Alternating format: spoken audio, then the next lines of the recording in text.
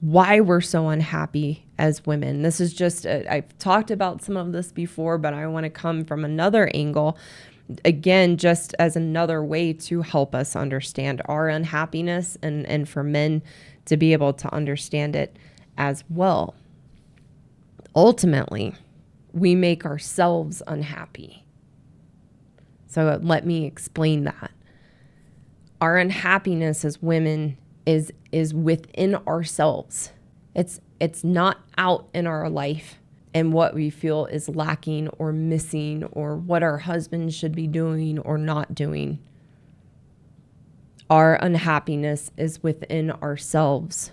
And it's because we know what we're not doing that we know we need to be doing.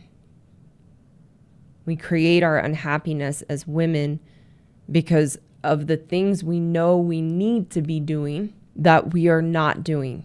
The degree to which we are unhappy is the size of the gap between what we do for ourselves to care for ourselves and what we know we're not doing that we should be doing. The degree of which we are unhappy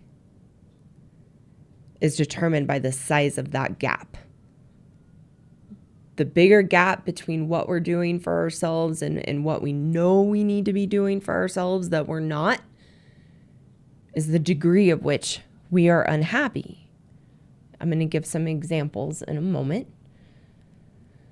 The more we don't do the things we know we need to do, the more unhappy we are. Also, the more things we don't do for ourselves to be happy and content and fulfilled, as married women, the more we put that on our husbands of what they need to be doing for us to make us happy. And there's zero accountability. Also, the further that gap, happiness and meaning more feeling content and fulfilled in life, happiness seems like a huge responsibility and almost an impossible burden to carry because of that gap between what we do for ourselves and what we know we need to be doing that we don't. So I want to give 5 examples of the things we know we need to do or stop doing as women that create that gap of how we create our unhappiness within ourselves. The first example, number 1, we don't take care of our health. And that could look like not going to the gym and being physically active. It looks like not feeding our bodies the way that we need to care for our bodies. And that can be on 2 different spectrums. For some women, it's withholding food from themselves and starving themselves to be as thin as they can be. For other women, it's overeating and eating foods that aren't healthy for us. Be drinking too much. And a big one is eating out and ordering out and not cooking.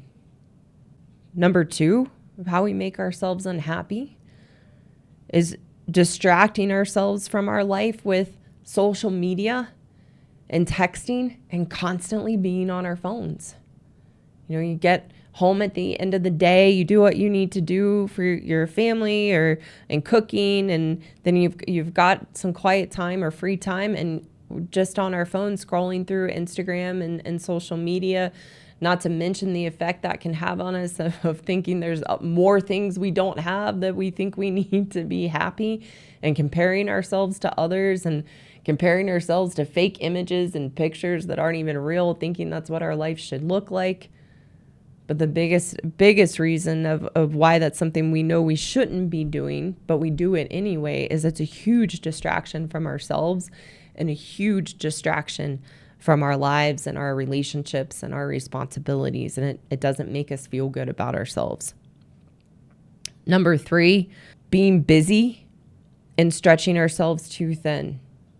So overcommitting in our calendar, giving way too much to others, and constantly having something that we need to do, and just being just sped up and busy and overcommitted in our calendars, where we ultimately end up being a martyr of poor me. Look at all the things I have to do to take care of everyone else. When's someone going to take care of me?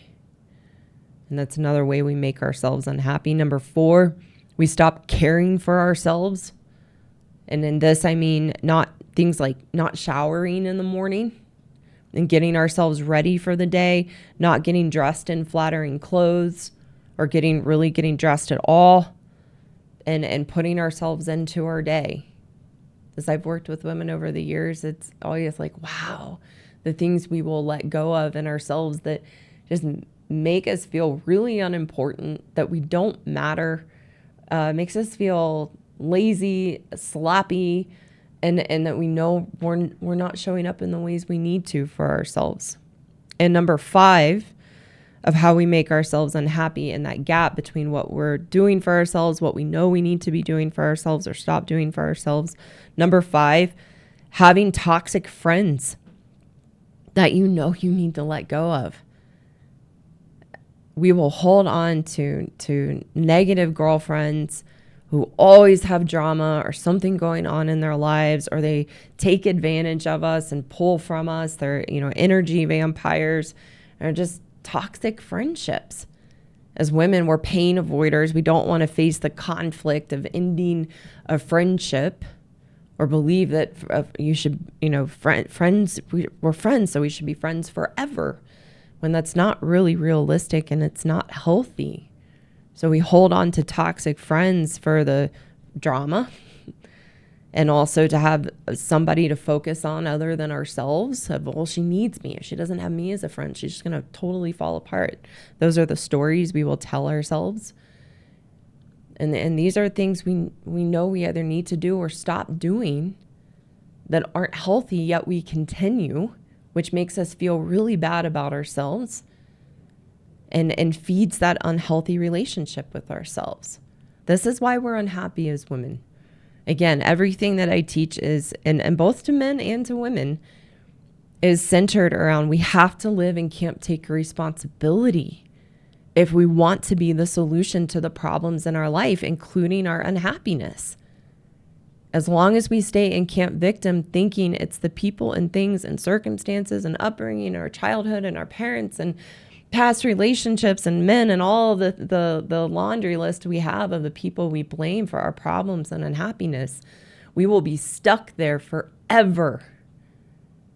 And we can't be happy. We can only be happy when we take responsibility, and live in camp, take responsibility to see, what is it in me that this is my experience, because that's what we have control over to change. So that's why I like explaining the gap of we create our unhappiness by the gap of what we do for ourselves, and the things we're not doing that we know we need to do, but that we continue to push away and ignore and give up on.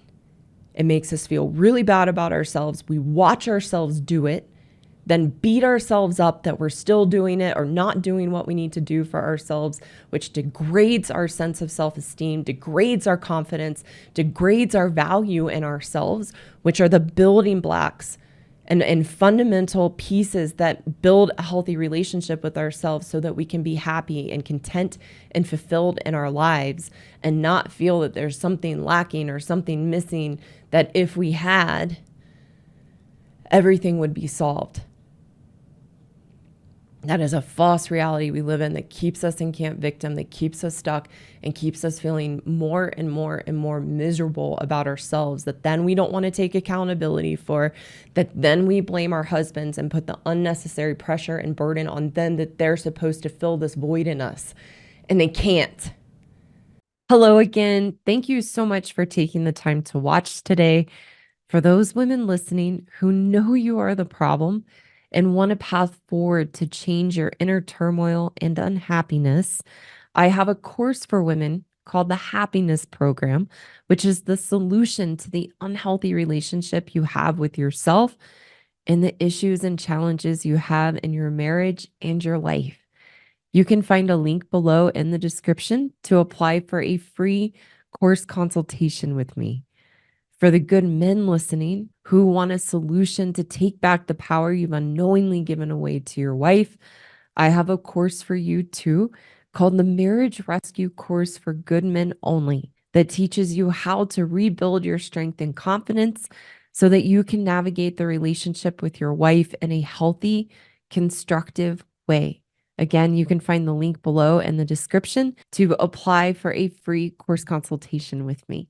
Thank you again so much for watching, and I look forward to seeing you soon.